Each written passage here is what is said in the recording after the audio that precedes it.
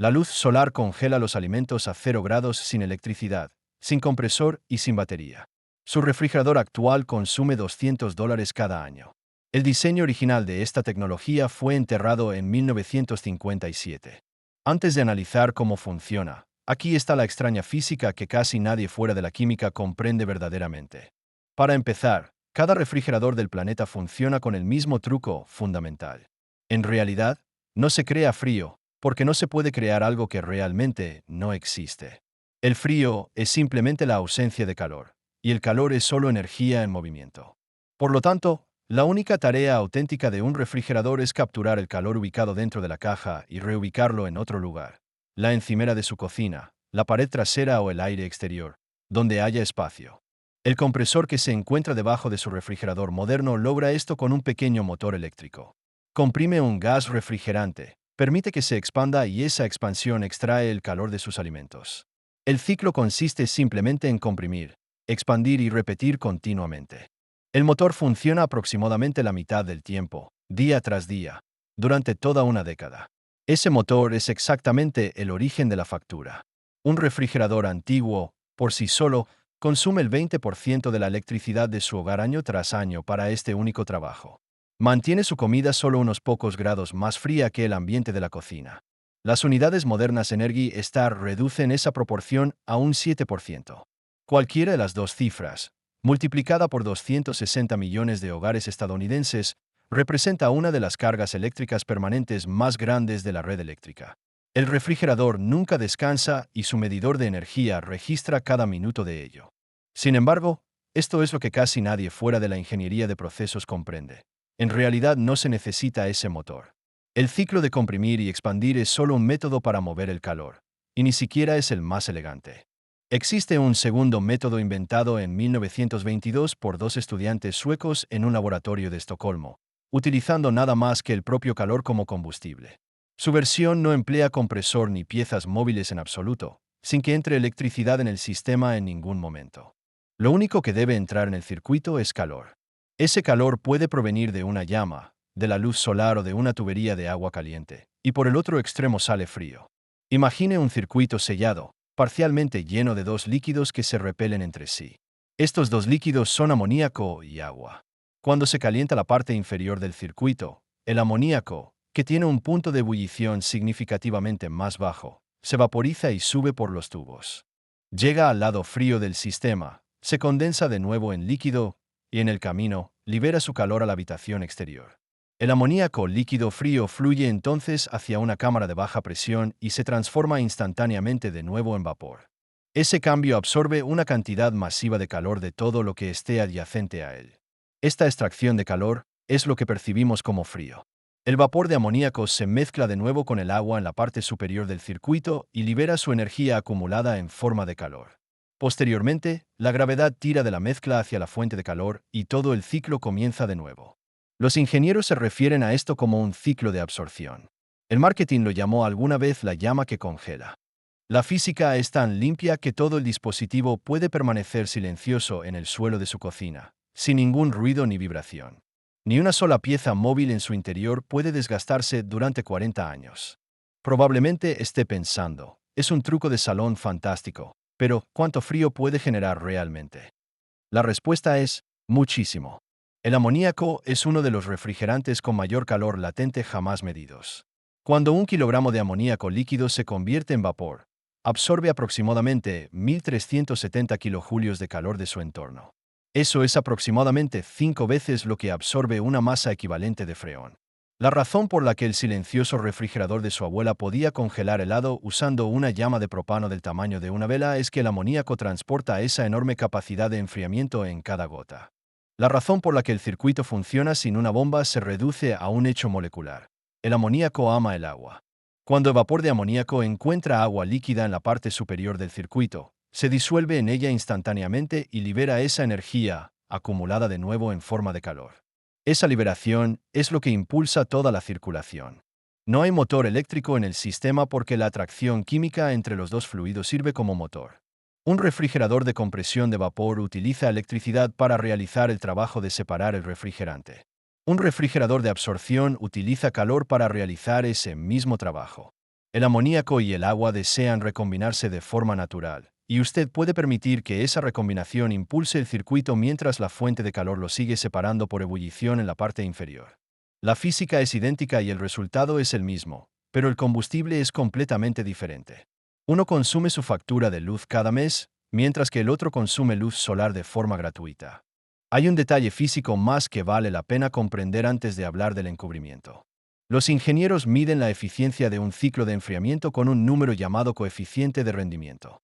Un refrigerador moderno con compresor Energy Star opera con un coeficiente de aproximadamente 3.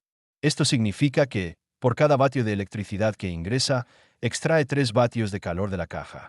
Un refrigerador de absorción impulsado por luz solar opera con un coeficiente más cercano a 0,7. En papel, el ciclo de absorción parece menos eficiente. Sin embargo, en su factura de luz el coste es cero, porque la entrada de calor es solar y la entrada solar es gratuita. La eficiencia solo importa cuando el combustible cuesta dinero. La luz solar es el único combustible donde la eficiencia es irrelevante, porque puede ser la mitad de eficiente y aún así no gastar nada. Aquí es donde entra el silencioso trabajo de borrado de la industria de electrodomésticos, que ya lleva 60 años y continúa. El refrigerador de absorción no era una tecnología marginal en aquel entonces.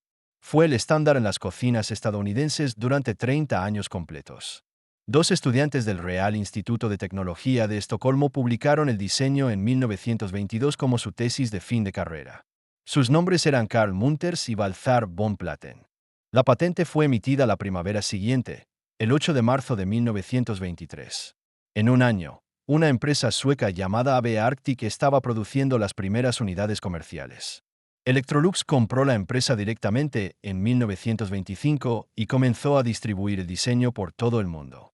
En Estados Unidos, un fabricante de Indiana llamado Servel compró los derechos estadounidenses ese mismo año y lanzó el primer modelo al mercado de consumo en 1926. Desde 1927 hasta 1956, Servel fue la única empresa estadounidense que produjo refrigeradores de absorción impulsados por gas. Los fabricaban en una única y extensa planta en Evansville, Indiana. En su apogeo, esa planta empleaba a 7.000 personas y enviaba refrigeradores silenciosos a hogares de todo el país. Para 1957, Servel había vendido 2,5 millones de refrigeradores de absorción en Estados Unidos.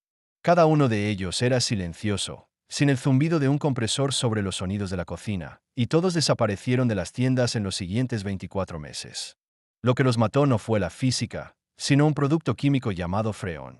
En 1928, un químico llamado Thomas Migley inventó el primer refrigerante clorofluorocarbonado estable en General Motors, al que dio el nombre comercial de freón. El nuevo compuesto no era tóxico, no era inflamable y funcionaba de maravilla en un pequeño compresor eléctrico. Frigidaire, Kelvinator y General Electric de repente tuvieron algo que podían producir en masa con un margen sólido y reemplazar cada 10 años cuando el compresor se averiara. Invirtieron dinero en publicidad en la América de la posguerra y redefinieron lo que se suponía que debía ser un refrigerador.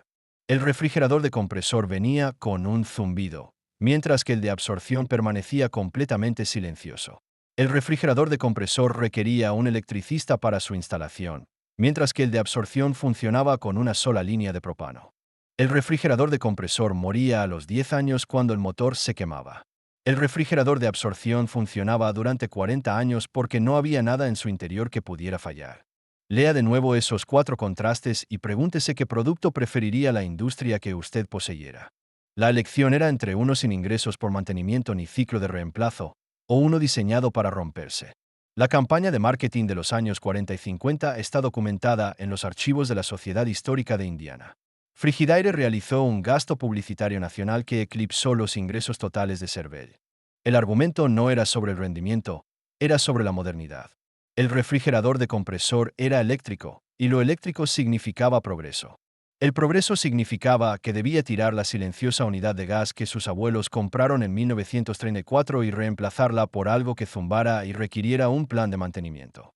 Hay una extraña nota al pie de página de la guerra que casi nadie recuerda ya. Durante la Segunda Guerra Mundial, la planta de Servel fue reclutada por el gobierno federal para producir conjuntos de alas de aviones para el cuerpo aéreo del ejército. La producción de refrigeradores se detuvo durante 4 años completos. Cuando las líneas de Evansville volvieron a funcionar en 1946, El auge inmobiliario de la posguerra debería haber sido la década dorada del refrigerador de absorción. En cambio, ese auge pasó de largo para Servel por completo. Frigidaire y General Electric utilizaron esos 4 años de guerra para asegurar las redes de distribuidores, el espacio de venta minorista y la imaginación de una generación de veteranos que regresaban y compraban sus primeras casas. Servel regresó a un mercado que ya había decidido cómo debía ser un refrigerador, y ese modelo no era la caja silenciosa conectada a una línea de propano. En 1957, Servel estaba perdiendo dinero y Whirlpool compró la fábrica de Evansville al año siguiente. La planta fue reequipada para producir unidades de compresor en 6 meses. El refrigerador de absorción no murió porque algo mejor lo reemplazara. Murió porque la gente que lo vendía no pudo encontrar la manera de hacer que usted comprara un segundo. En realidad, la tecnología nunca desapareció. Simplemente abandonó la cocina por completo. Cada vehículo recreativo que circula hoy en día sigue utilizando un refrigerador de absorción de propano.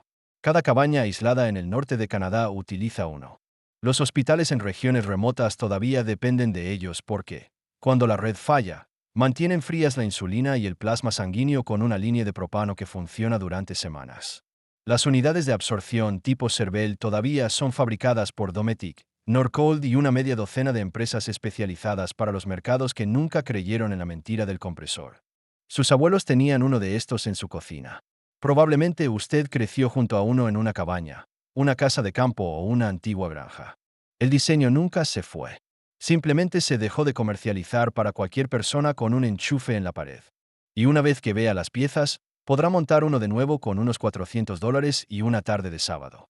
Probablemente esté pensando que esto suena como algo que solo un químico podría lograr en un laboratorio universitario, pero no es ni de lejos tan complicado.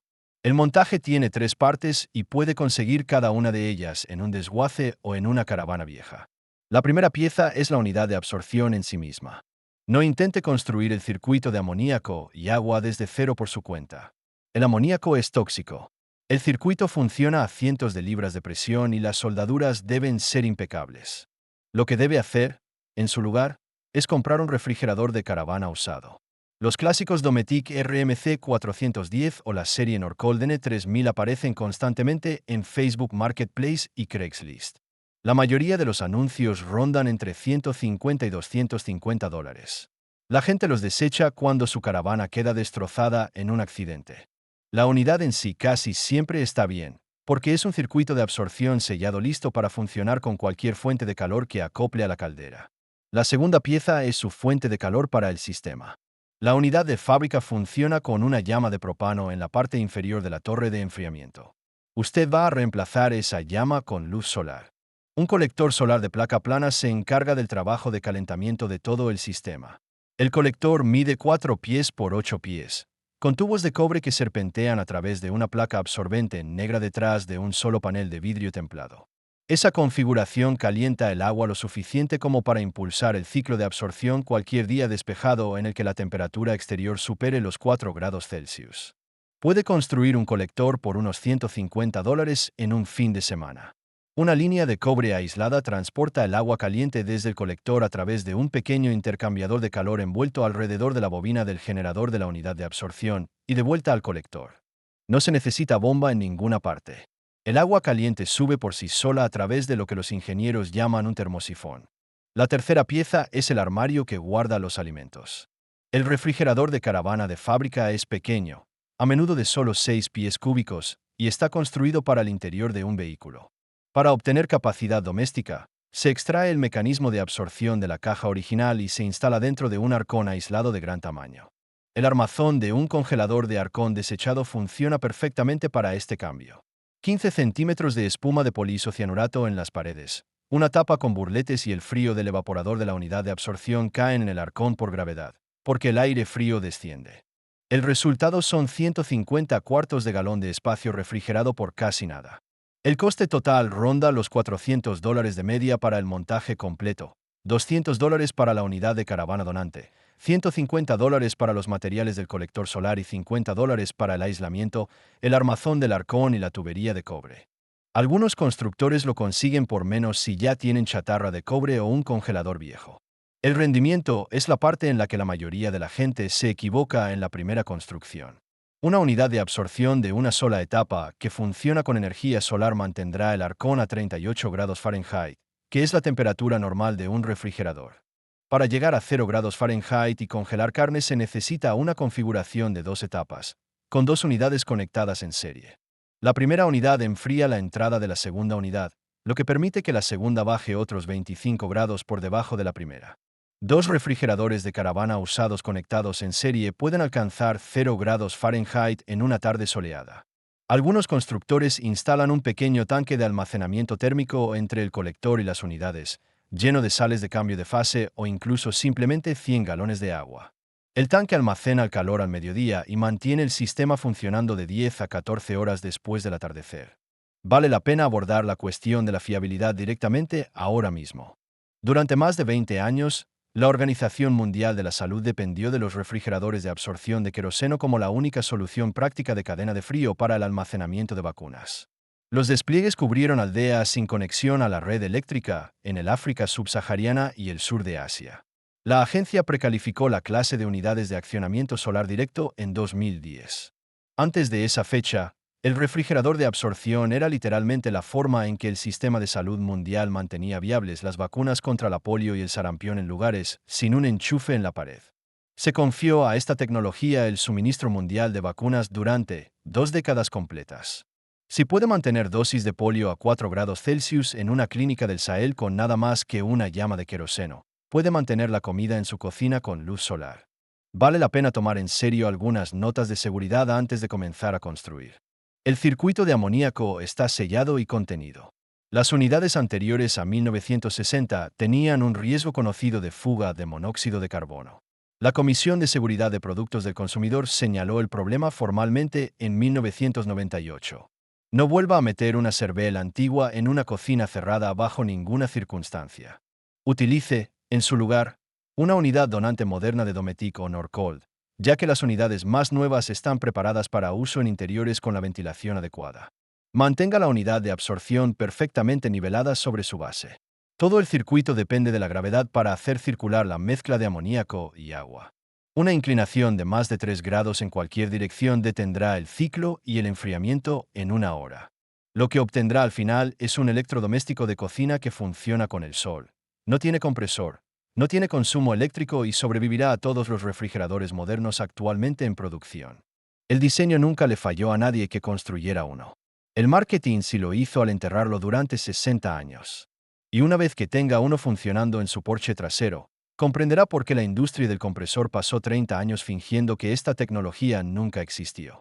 Si una caja de $400 puede congelar su comida solo con luz solar, espere a ver lo que puede hacer una tubería de $100 enterrada bajo su jardín.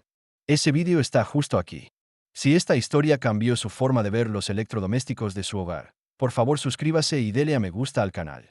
Estamos descubriendo la historia que intentaron enterrar. Construyamos un futuro sostenible.